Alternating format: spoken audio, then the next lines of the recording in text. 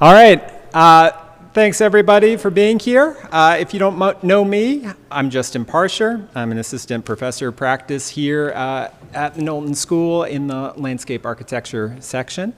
And tonight, it's my great pleasure to welcome the man right next to me here, Emmanuel Thingue. And a little bit of a brief introduction. Following 7 years working with Paul Friedberg, Thingue began working at the New York City Department of Parks and Recreation, where over the course of a 30-year career, he worked to bring more than 30 parks to life, so that's more than a park a year, good average.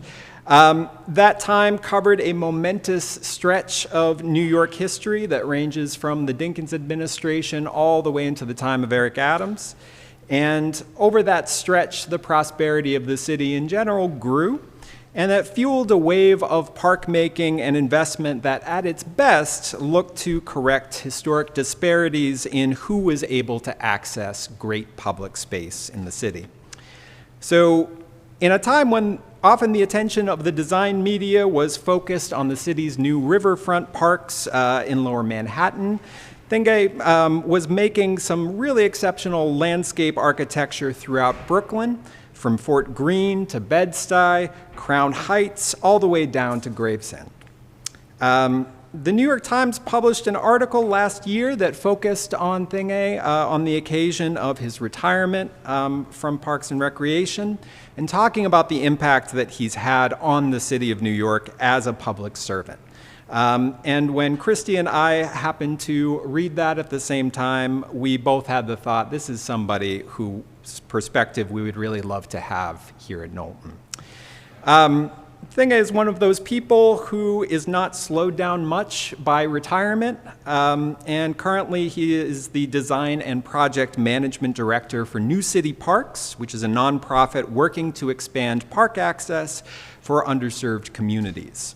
And they have a really exciting mission that has them partnering directly with communities to revitalize and rethink parks and playgrounds in smaller cities. So Passaic, Patterson, Poughkeepsie, Jersey City, and all the way out to Buffalo. So I urge you to check them out. Tonight, Thingue is going to talk to us about the joys and challenges of working in the public sector, what to do, what to expect, and what's going to be unexpected. Hopefully, for some of you, this is going to put on the radar some of the most vital and undersung work that's being done in landscape architecture. So please join me in welcoming Emmanuel Thingue.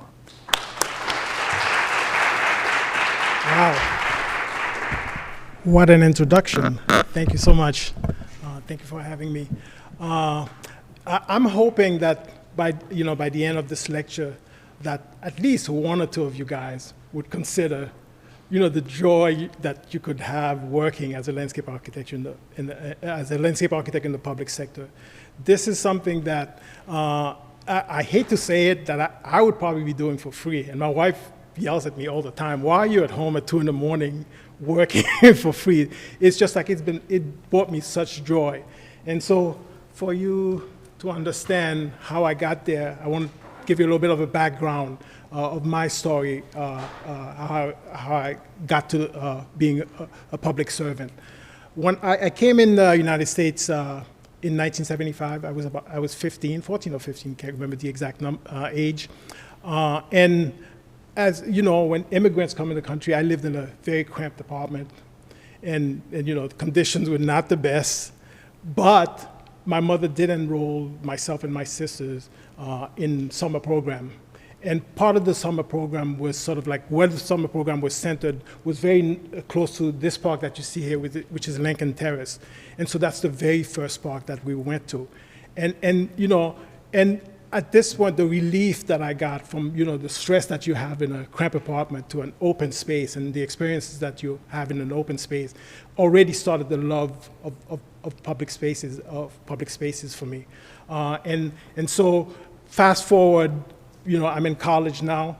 I'm studying architecture, which is something that since I was 5 years old, I knew I was going to be an architect. And Paul Friedberg, which had started the program at City College for for landscape architecture, he was recruiting members. So he sort of came to one class, architecture class, and kind of made his pitch for joining the landscape architecture group. And it was like, I think 1 or 2 extra years you can get 2 degrees. I said, why not? So I went to the class, and I must tell you, that transition was so difficult for me that he literally called me over after a few months and told me, I think you should drop this. So and again, just being tenacious, just to prove him wrong, I kind of followed through with it. But having said that, he was probably the best teacher I've ever had in school my entire life, because he taught me how to understand the concept or the process of designing, which was more critical. It wasn't so much about, specific parts or specific design. It was more about understanding the process, which I find to be far more important than specific principles in design. And he ended up hiring me. But after 5 years of working for Paul Friedberg, again, because you are working under someone, and someone that's very well known, that has his own style, there wasn't enough room for me to grow in a sense. And a friend of mine kind of made the pitch to try, the New York City Parks Department. And in the Parks Department at this time was starting a new program of bringing in-house. Previously, it was all consultant work that was doing their design project. And so basically, they recruited me mainly because a friend knew that I knew how to do contract drawing well. It was my specialty, and they needed somebody like me to help start that program. And so, at the Parks Department, starting from the ground up and growing with it, and I had a lot of mentoring at the Parks Department, which really kind of, mentoring is like key to us growing in this field. I felt like when I graduated, I knew a lot, but really once you actually start working, it's a whole new learning process.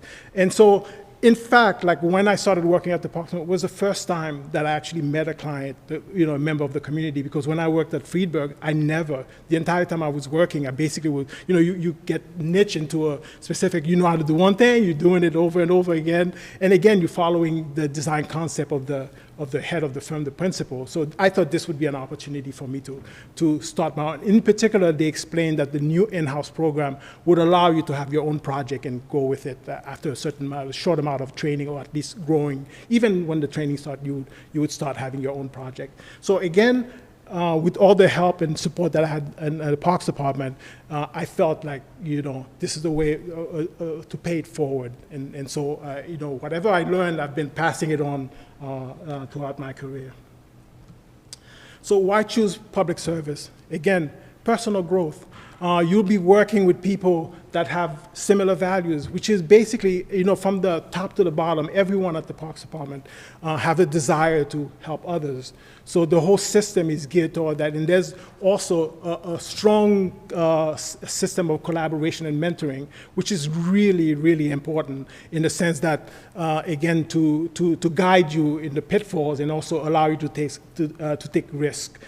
So again, this whole process of the public service, think about it. After so many years, in fact, like it's 34 years that I work at the Parks Department. Even now, when I drive by one of the projects that I've done, there's a tremendous amount of fulfillment. Because I feel like human beings in general have a strong desire to make a difference in the world. And so I feel like this was my way of making a difference. And again, not to knock it, when I left the private office, it was a $10,000 raise for me, and that was back in 1990, which really was. So it is a way to say that while people might have a perception that city employment may not pay well, the salaries are quite comparable. But the benefit is that there's also side benefit, because very few places now have pensions. Which again, it's a good way. So basically, you can get a pension, you have comparable salaries. Having said that, if you do work in a private, you may start, but if you do have your own firm, obviously you're on a different ballgame. But the difference is that when you have your own private firm, it is like it's running a business. It's not the same where I felt my desire was to be a designer, and so I don't like the business aspect of it as much as being able to be creative, which is what some people rather pursue that. And again, I talk about this, the ease, the desire to develop my own style. And because you are allowed to have your own project in the Parks Department from beginning to end, over time you can develop your own design style as opposed to working in a larger firm where you have to follow sort of like what the principal may have as a design philosophy also. And again, in the city park system, because it is so large and expansive, you have greater opportunity to impact the city and the quality of life, simply by the sheer number and numbers of projects and variety of projects. So let's take a look at some of the positive impacts. You improve physical and mental health. While it's obvious, the most important thing about this is that when you work for the city, because you have so many projects, you have a greater impact in you're affecting. There's a lot more equity in terms of what you can do to improve the physical and mental health of the citizens of the city. If you look at the map on the left, you can see where this area here, which is the area where you have the greatest level of poverty, and where you'd have most of the immigrant population. There is, there was a lack of park, and so in terms of the equity, the New York City park system made a decision. And again, you can look like in terms of some of the things that they have about, 22% of children from low-income household play sport versus 43% in higher income communities. So again, the Parks Department made a tremendous effort in reaching out to make a difference. So in 2014, under Mayor de Blasio, the city and New York City Parks launched a Community Parks Initiative, which basically looked at the same area. You can see the concentration in this area, which was matching the area that I call where you have the highest poverty level. So they made a concerted effort to find out which parks needed to be done. So they spent something like $318 million to renew 67 community parks. So there is focus to provide equity in terms of and improve the physical health of the community. In fact, it was so successful, it ended in, they completed the parks in 2021, so now they are continuing. They added 425 more additional 425 million to do 100 more projects over a 10 years program. So this is what we're all about at New York City Park. And again, our park design fosters social cohesion. The way the parks are designed, the way the seating arrangement is. And there's something about being in a park, even when you're not talking, you have that you have a sense of community because you have a shared experience within the park. And not only that, there are so many parks within the New York City park system. People can access them to have group occasion. You simply need to apply, and so you have permit. Groups over 20 people will need a permit. But also in general, you have all these conservancies for the larger parks that are that have events during the summer. And like for me during the summer, I basically just go to different parks, going to events for free. So, again, you look at it, some of them large scale, some of them small scale. In fact, sometimes you don't even have to check. There's bound to be something happening. Just, venture out in some of the more common parks. So this is something that, as the city as a whole, improves the quality of life of the city in general to have that kind of opportunity. And the environment, as you know, most new cities now have issues with drainage. So, all of the park system, over time, when I first started working, there wasn't so much of a focus on that, but over time, because the problem grew so much, the city and the coordination with DEP, it's sort of like form collaboration, so that now all of in fact now it's kind of like required. Every single park that we have a sustainable aspect, whether it be detention system within the park. So all of it. So we are diminishing the capacity that's going into the sewer system.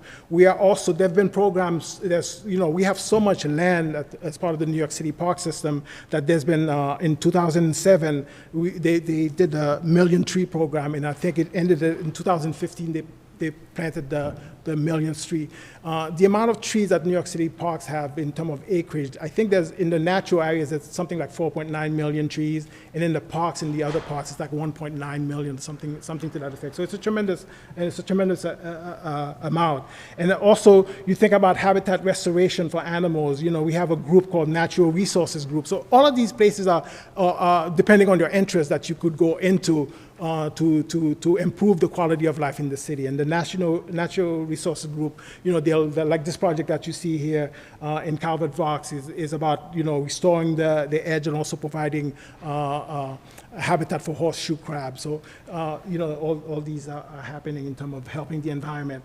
Now, we can't understate the changes that some of the big waterfront parks, although you know they're under conservancy and so. If you look at Brooklyn Bridge Park, for example, it's a 85-acre span, which is like brings about 5 million people a year. Think of the economic impact that has on the city. But not only that, in that if you look at Brooklyn Bridge Park, for example, this is sort of like an area where really it's like very expensive to live in this area. But beyond it, when you go in other parts, it's more where you have some housing project. And in general, before you had that development, there wasn't crossing happening within that barrier. But since you have this park, now you have people filtering in. There's more of integration that's happening. And if, you know, when you go, like, for example, in Brooklyn Bridge Park, or city parks in general, this is one of the true democratic places in terms of you find wealthy people next to people that, you know, some, you know, homeless population can be there as well. But it's a good mixture to have. And I'm sure maybe some of you are familiar with the High Line. That's one of the most popular, most visited places in New York City. 8 million people per year. This was taken in 2019. This is an elevated rail track that's been converted into a park, and I'm sure some of you have heard about it. And perhaps, I don't know if you're familiar with Little Island. And again, Little Island, even though it costs a tremendous amount of money to build, it's like $260 million went into this project. But in the end, if you look at the economic aspect of the tourism, tourists that come to visit, over time, it might be offset, and it's something that attracts people that live in the city as well as tourists. So again, that's bringing economic life to a city. Now, this was a report done by the Trust for Public Land, and again, they quantify the amount of money that you get in terms of health, environmental, and economic impact. I mean, I'll be honest with you, I don't know how they derive these numbers, but again, you're talking about billions in terms of the economic. And so when the whole city grows in general, it benefits everyone. And in fact, New York City, from the time that I started, with the in-house program, not a lot of people, as of now, 82% of the city lives within 10 minutes of a park, which is quite an impressive number. And most of the city, in fact, another aspect, if you really look at it, there was a time when I first started, you would hear in the design field, you'd mostly hear talk about this new building is happening, but now all you hear is about parks, again, so I'm a little bit biased as well, so this is great. So just to give you an understanding of the New York City park system, this is the extent of the New York City park system: 30,000 acres of parkland, 10,000 acres of natural, and you can see these numbers, all cumulating into parks comprises 14% of the city landscape, which is a huge amount. And when you combine it, which is happening now, we have a lot of collaboration with DOT, which have reign over the streetscape, and we are reconstructing some of the islands that are pavement. So we are changing, we're looking at a potential aspect of beautifying 40% of the city landscape. Another aspect that you can really look at, which is really important, look at the number of the landscape architect employees. We have 119. This is one of the biggest, some have said that it's like the biggest number in one location of landscape architects. So it's a huge amount, which also translates in mind that you have 119 landscape architects to share ideas, so that you can grow in terms of your own design philosophy, because each of us, in fact, like over time, you can actually tell who's designed it just by looking without knowing whose name is on it, simply because there's room for people to develop your own style, as well as, collaborate and learn from cross discussions. These are the kind of projects that we have. Majority, comprise of playground, passive parks, sports court, and the like. Waterfront that I talk about, those big projects. The majority, are not these large scale. These large scale projects come once in a while, and I've been involved in quite a few of them. But the majority of the parks that we do are 1 to 2 acre. That's the average, 1 to 2 acres, sometimes 3 to 5. But most of the parks are basically multi-use park. In other words, all of these, the previous slide was showing, it's a combination of all of them. That's usually the typical park in the New York City park system. And if it isn't, and it's all about the proportionality of it, even when a park is mainly a playground, there's still room. We still have to make it for multi-use. There's still a small amount of room for seating by the general public. So it's always a balance. So basically, all of our park in the end ends up being multi-use parks.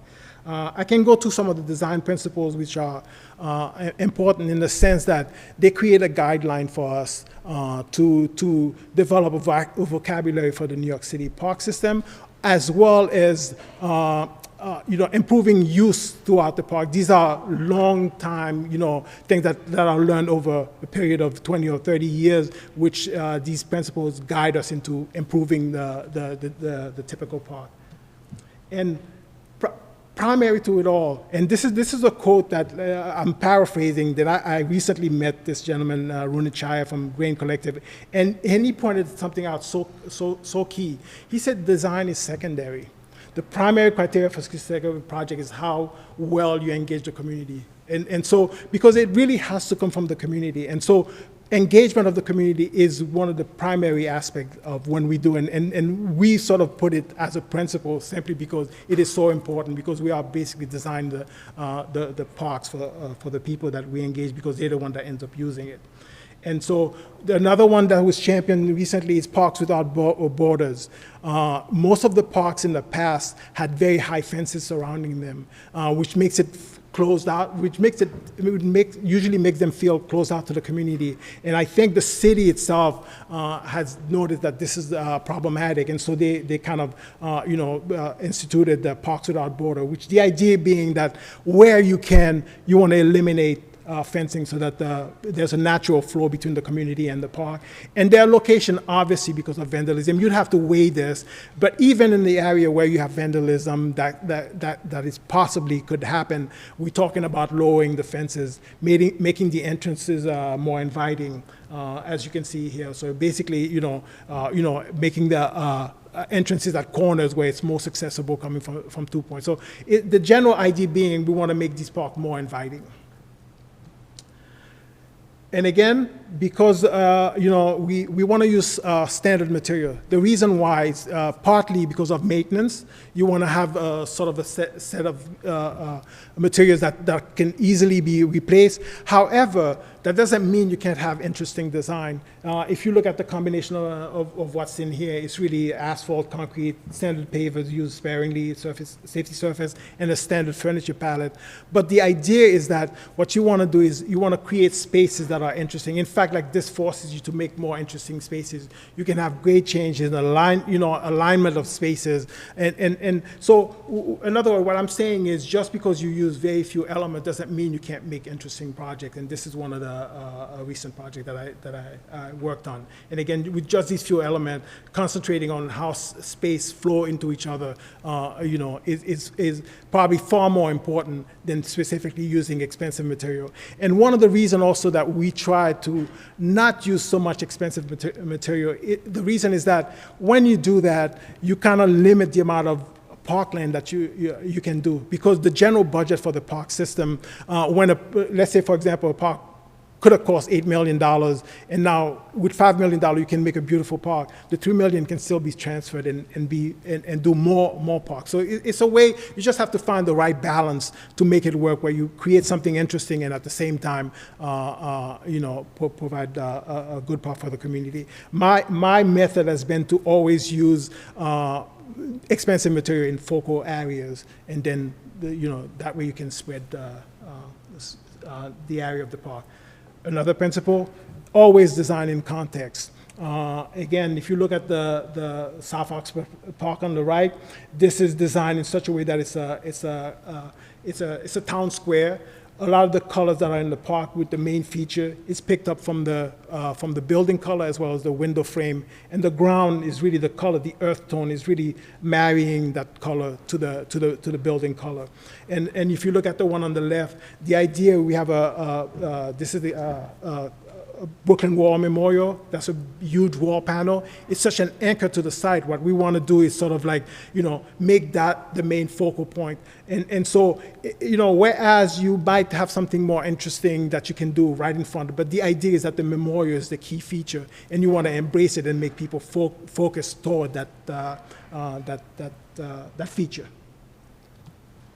Green infrastructure, as I mentioned, this is now mandatory for all, basically for all. That's kind of second nature now, that it's integrated in all of our park system. We don't even think about it anymore as something that we have to do. We just know it has to be done. And in fact, the city has implemented regulation that makes it almost impossible. And I think other cities are following through that now it's always, remediation aspect and dealing with infrastructure is kind of mandatory. That's par for the course.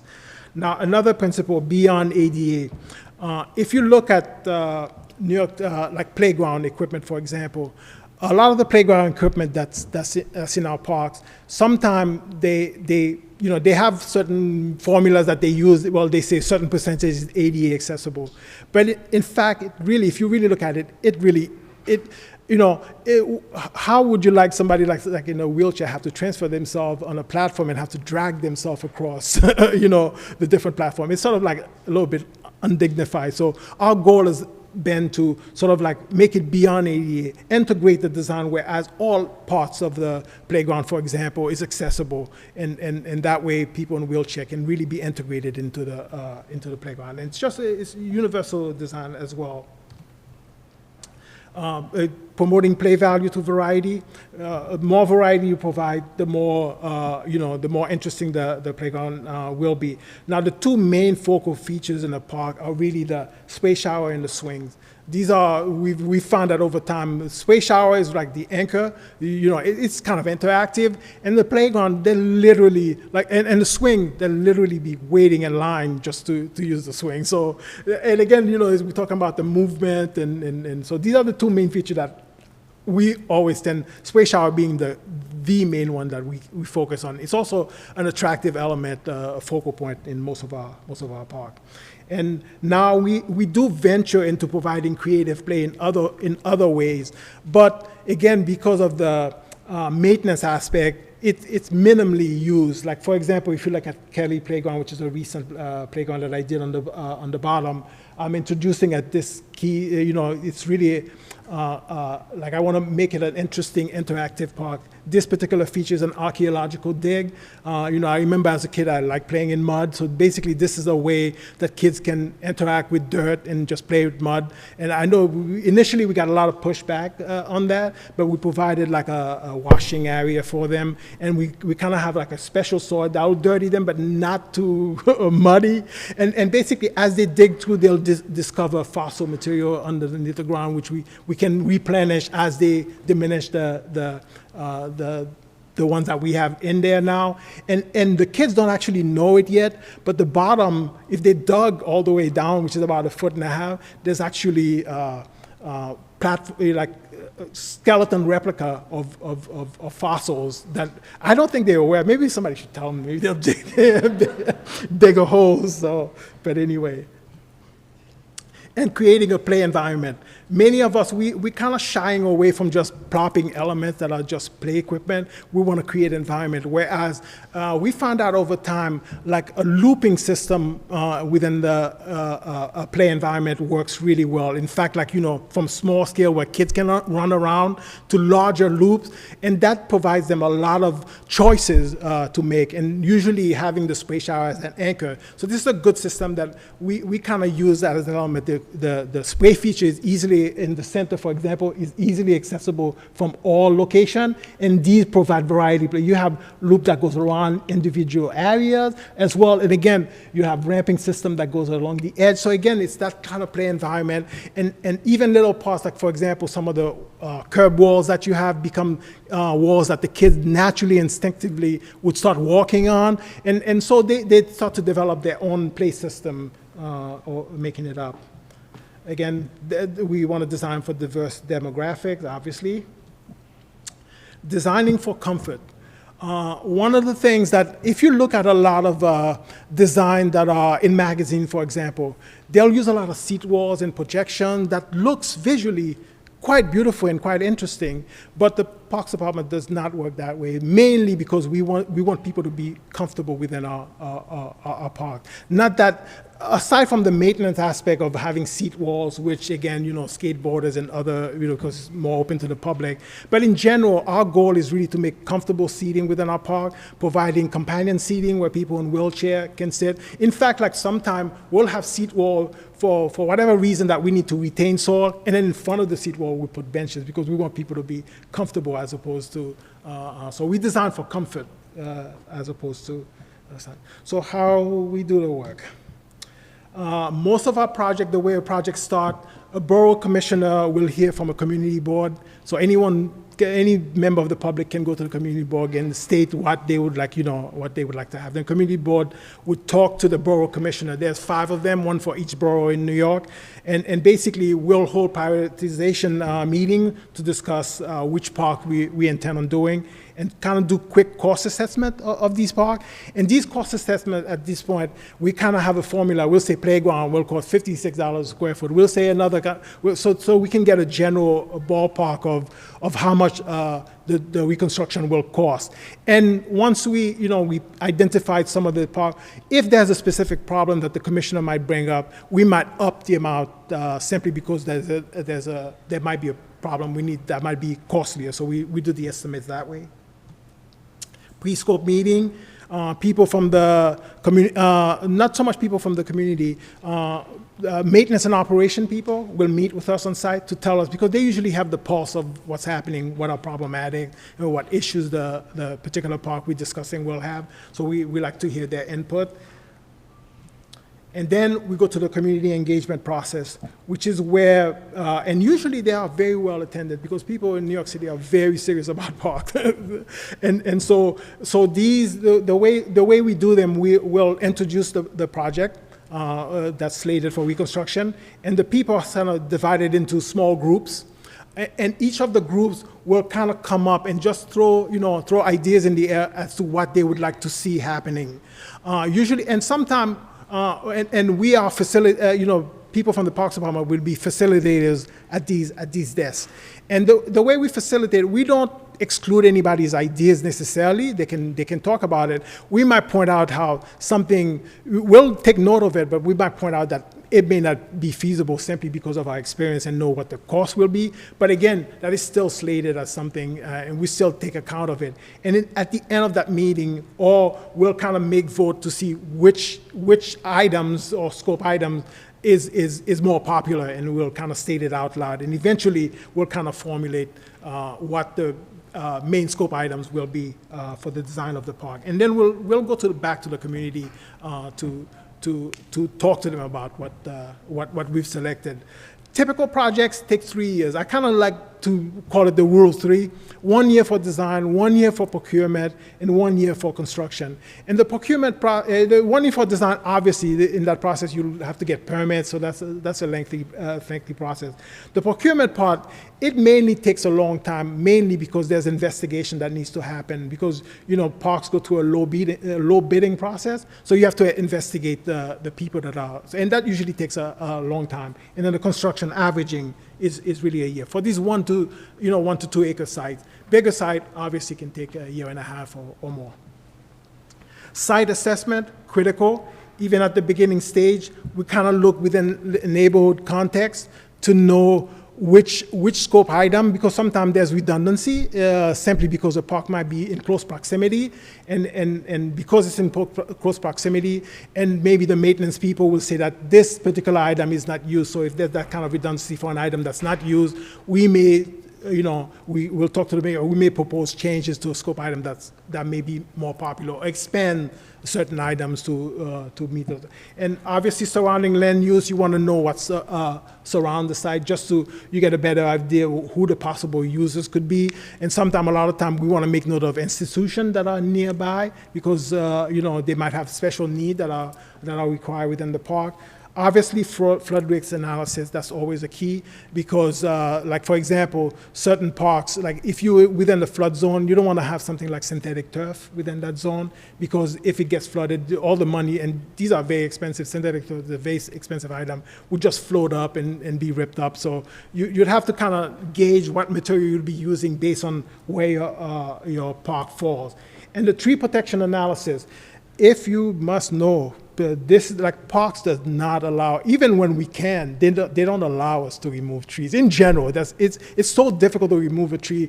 They do that, so in this initial phase, we do what's called a tree evaluation, basically to know what tree, if the tree is in bad condition, is hazardous, is a hazard to the site, it'll be removed under a site condition removal. But when you're doing your design, if you have to remove a tree, I mean, it's like an arm and a leg. So it's very difficult. And sometimes, we can justify it, but especially large trees. And they made it so difficult. In fact, like New York City passed a law that it's required that you have to do tree restitution. It's in the book. You have to do tree restitution. And some large tree can, in fact, like one project where it was really interfering with designing the project, the removal of one tree can cost, or one large tree can be as much as $100,000 in terms of restitution. And if you decided to pay $100,000, you have groups that are supposed to be overseeing you saying, no, you can't remove it anyway. So that's how it is.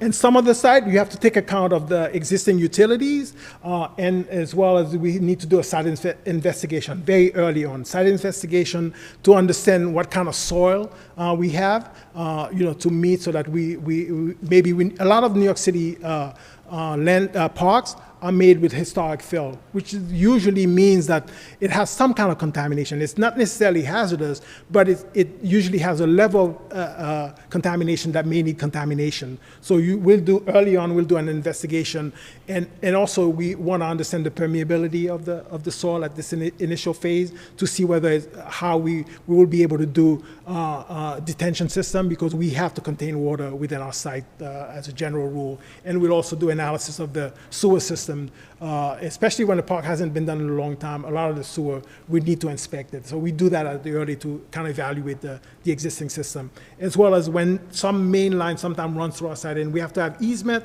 The easements really means like you have to modify your design, because usually they don't allow you to build within the easement, to build certain features. You can still build, but it has to be features that are easily replaceable, that if they need to dig through, they can do it. But you don't want to build a structure. So this is something that we have to.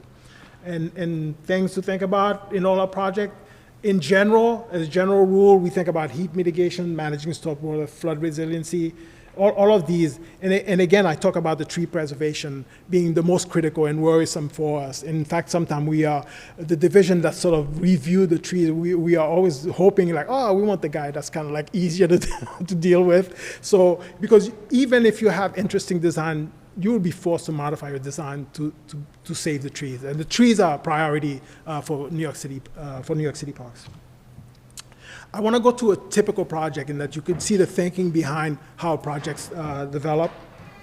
And so in the conceptualization phase, now the goals are, it's funny, the goals are really, really important. And the reason why it's important, because when you go to the site, for example, you made as a designer, you made a determination of what you would like to see.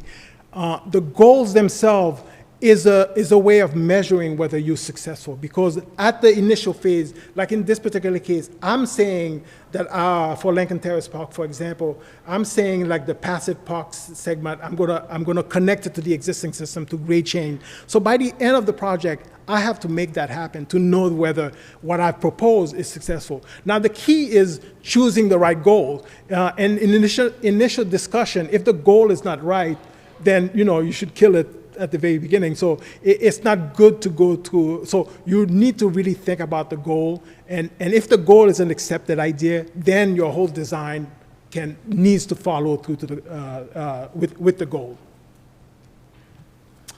Again, we go to this analysis process.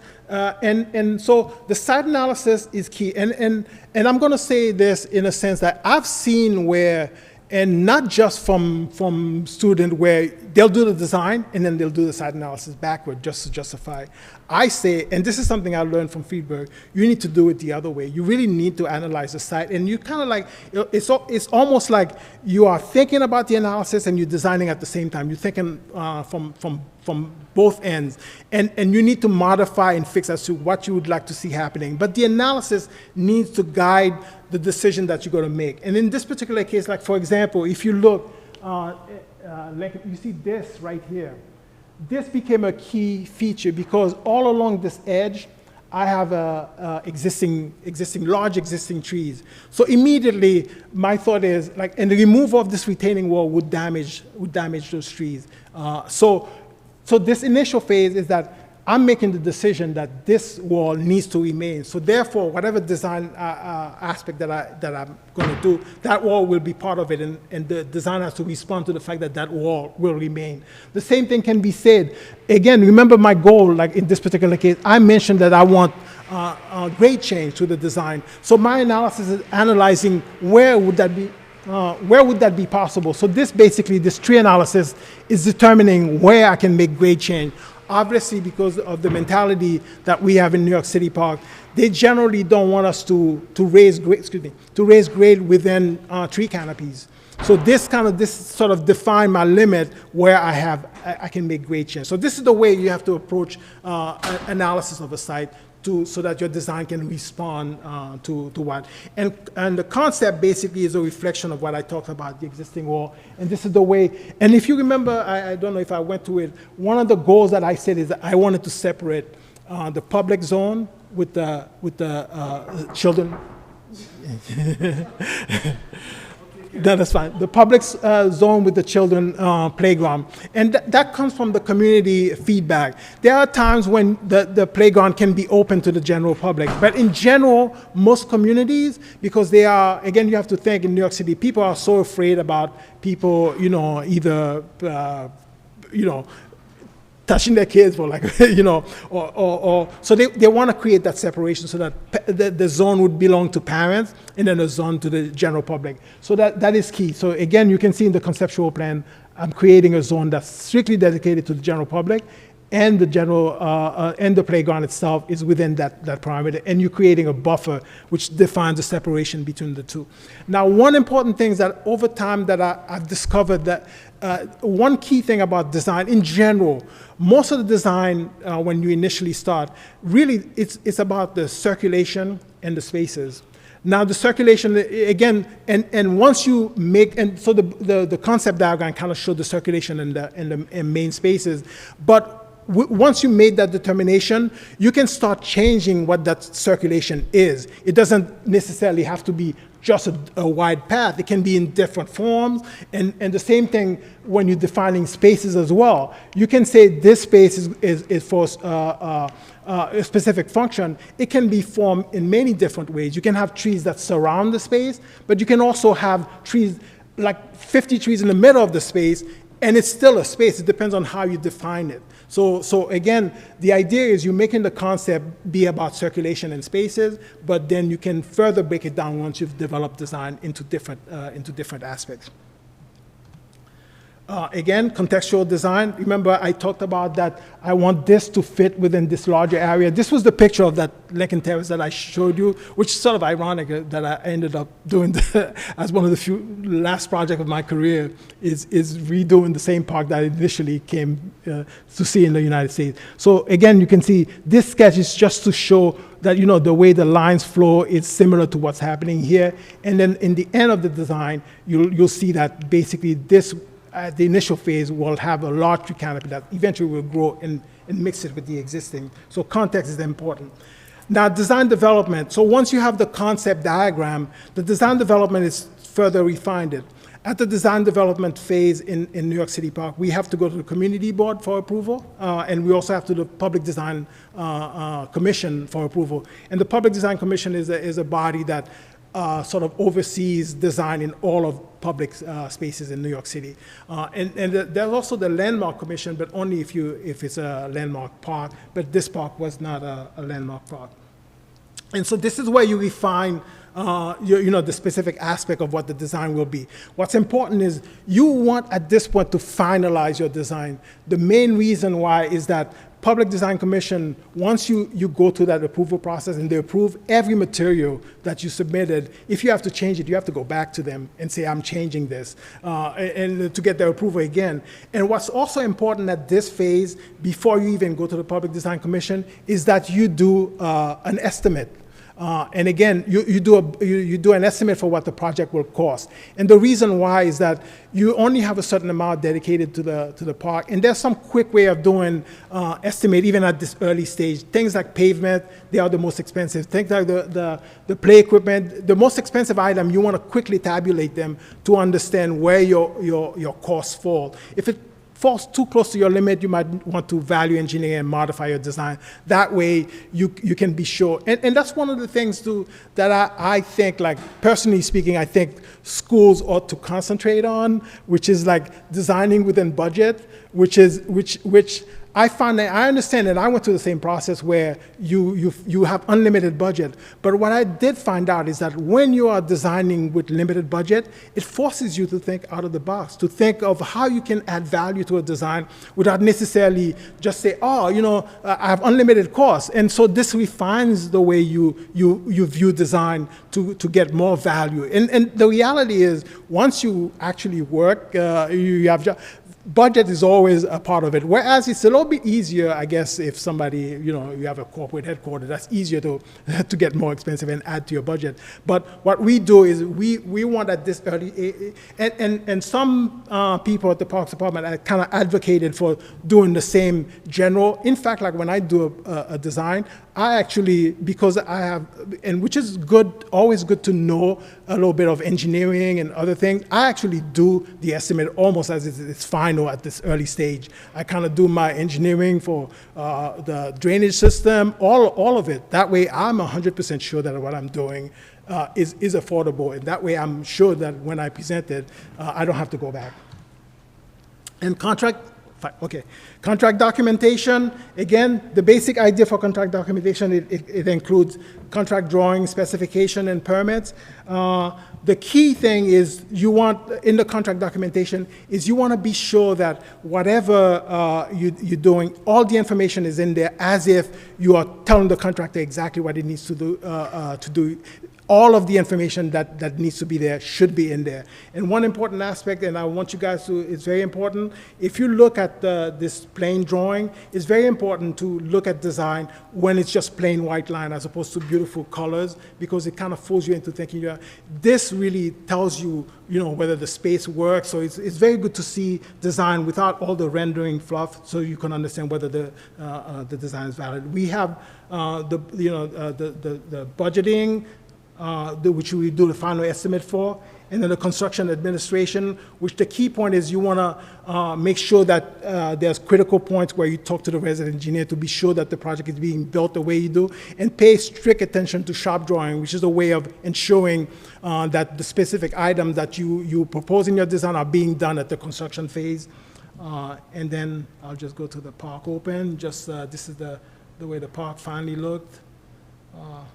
And again, this was what I was talking about, making a play environment, little things that are little added details. You see, like the kids naturally walk on the seat wall, they naturally walk on the bollard.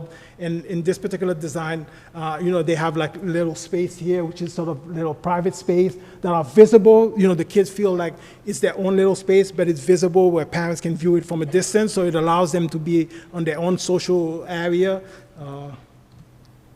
And New City Park, it's kind of unfortunate I only have 5 minutes, but I'll be quick. New City Parks basically follows the same idea. And again, New City Park is an organization that's sort of like, serving on underserved communities. And I've been fortunate that New City Park, there's the same level of collaboration. Everyone is mission oriented.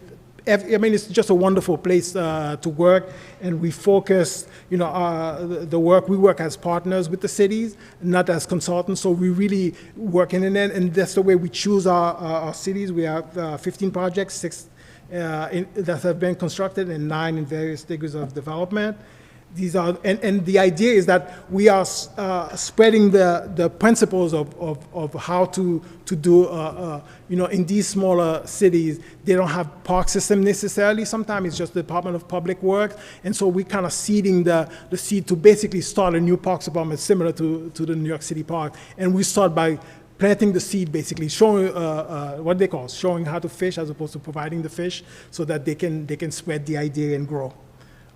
And again, the mayor, the commitment, and so we gauge that, but and we do GIS analysis, but really the way we actually choose the particular park is, and we go visit the site and see where there's eyes on the park. That way we know that the maintenance aspect can be maintained, and that the money is spent, and that the people, once you have a lot of usage in the park, there's less vandalism, less propensity for it to fall apart. And that's just some of our projects. Small playground. Most of them are small, on a smaller scale, but we're starting to tackle larger projects. This is a $15 million project that we're working on, West Side Park. Thank you. Question?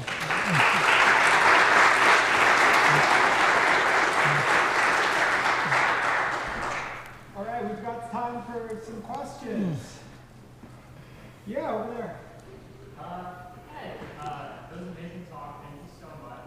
As landscape designers and architects, we take a lot of care into our program for our spaces. Sometimes there's like spontaneous programming. What comes to mind is like in Washington Square Park in like the winter, how like skateboarders like love that like little circle area. I was just wondering if there was any spontaneous programming that you found in any parts of the design that you either liked or disliked even more. Yes, actually, yes. One of the parks, there was a park that I did in Manhattan called Tribeca Park, and it basically was a small sitting area. And for whatever reason, I created a pattern on the ground, but my focus for it was just because it was a large space. I just made a pattern on the ground simply because it was a beautiful pattern. What ended up happening is that over time, kids started playing on the pattern. And then slowly but surely, artists in the area started to put their their artwork, and so programming started whereby now it's a rotational art program that on a monthly basis. So I love going on the internet and just checking what's up now. so and then another aspect is that a lot of the way we design park is that we provide space that are a lot of space within the parks are multi-use spaces, which means that there's sitting area, but there's also places, especially when we have large lawn or synthetic turf, they are designed in such a way that if there was an event to happen, it can happen, so that the space are somewhat flexible, so that you have that kind of flexibility for people to start making up things. And I think once you have it, it's the same thing. You see that seat wall that the kids start walking on, So I think people intuitively will start to pick up where there's possibility lies. Yeah. Hi. So I would love to have you talk a little bit about the way that parks interact with city planning, because I'm sort of in enemy-occupied territory here as a city planner. as landscape architects. And I guess I'm curious how you think about the spaces of synergy and spaces of perhaps unintended conflict between the parks planner, the landscape architect, and the city designer, the city. Yeah. I'd say usually, so planners in general, I think a lot of people that are at New York City Park are some of them they're also planners. But the planning aspect really come when we have these large scale parks usually, because the city in general, let's say you have a big waterfront park, the planning aspect plays heavily into it. A lot of the work that we do on the smaller scale is mainly the reconstruction within an already set parameters. But take for example the Parks Without Border. This was an initiative that started from the planning stage by the city. So and it's sort of like in the edict is passed, and so the basic principles of it is discussed on a high level of how we make it work, and that kind of is passed down to the designers. So on a grand scale, you have the city planners that look at the big pictures of the city, and then on the microcosms scale, it gets passed down to us as to how we make that happen. The same thing is happening on the planning level with the when I showed you about the sidewalks and the small island. Like New York City has a lot of paved island just from traffic that goes around them. This was a city initiative as well to sort of like collaborate with DOT to allow the New York City Parks Department to start developing some of these sites. And the same thing is happening with DEP. So I think the planning is happening on a citywide level because the Parks Department, the commissioners, they are involved in these discussions, although not be personally directly, but eventually that gets, the way the system is set up, that eventually gets passed down to the people that are directly designing to make sure that the city vision is done on a micro scale. Hi, thank you again for having this. Interesting. I'm interested, we talked about the city parks and how a lot of these parks are built areas where the structure and like the fundamental maintenance of the park isn't really set up. Really there. I was wondering what new city parks or what you guys do to make sure that these parks are maintained for the future and like resilient. First of all, it starts with the design aspect. We wanna make sure that the design that we are proposing have good design value, but at the same time requires minimal maintenance.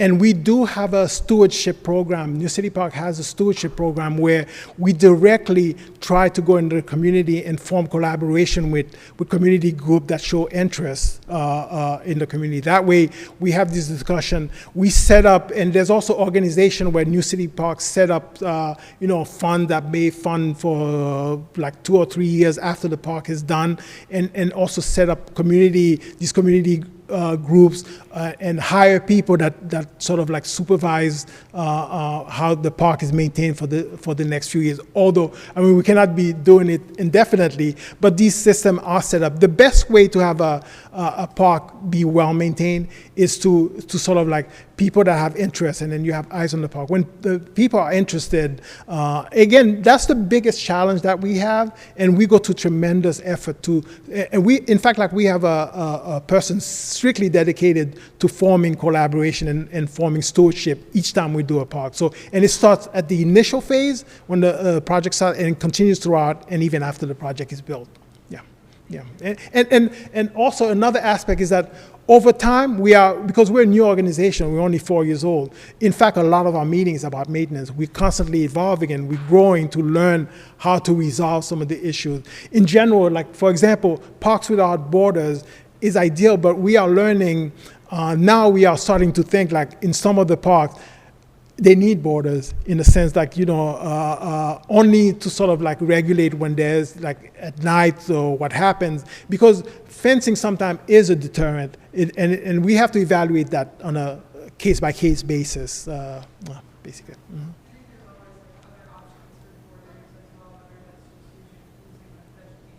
Yes, that's true. True. Yeah. Right. Thank you. Okay. Hi, I think your talk